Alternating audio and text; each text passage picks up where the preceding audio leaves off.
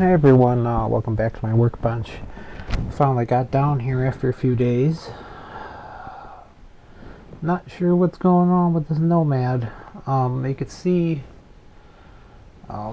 this is the oscilloscope. I did replace that 5-volt regulator. It is rock solid. That 5-volt line is super clean right now. That's pulling off right here. This is the scope lead right here. That's clipped on to the 5-volt line. So that looks fantastic now. Went through with my little tiny soldering iron, redid it, but you can see the screen colors are still, right now it's washed out. It's totally washed out right now. I don't know if I should try a recap on this. I've recapped it once.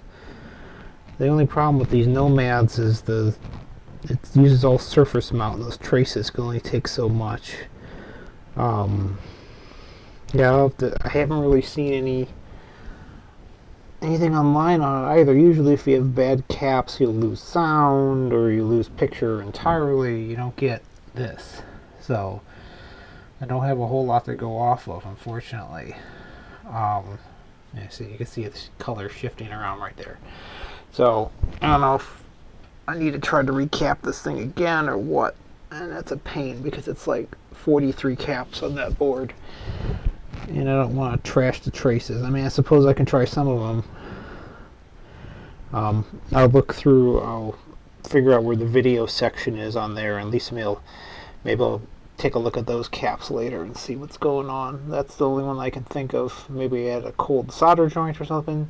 Is it when it first turns on, that's okay, but once it warms up, it starts doing this. So I'm wondering if I got a faulty cap or something going on there. So that's about the only other thing I can really replace, because as you can see, the 5-volt line looks, I mean, it's dead on the whole time. Not one glitch on there. Okay. So I'm gonna take a look. Actually, I'm gonna take a look at the other board. I'm tempted to trace back here.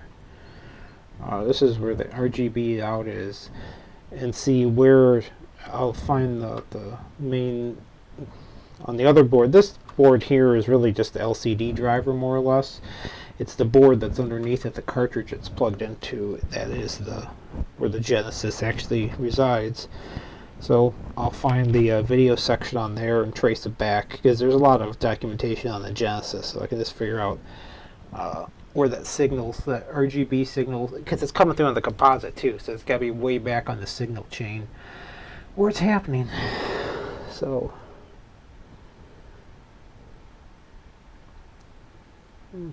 now you look good. Just wait a while. Yeah, but the issue happens way back on the, must be way back in the video signal.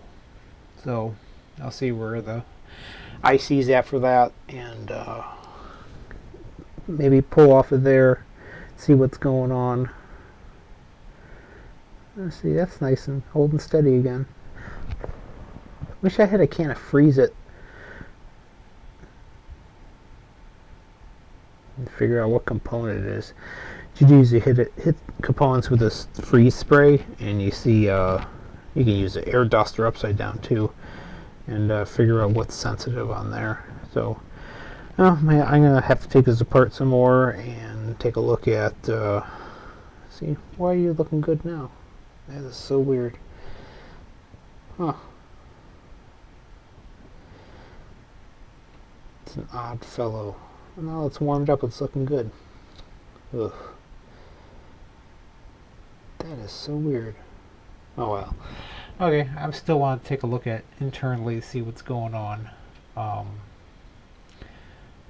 And check out some of those caps down there. Just the ones mostly on the video section. Is if it was like for the main CPU or something, you wouldn't get a picture out at all. It wouldn't be running the games or anything like that. So okay, yeah.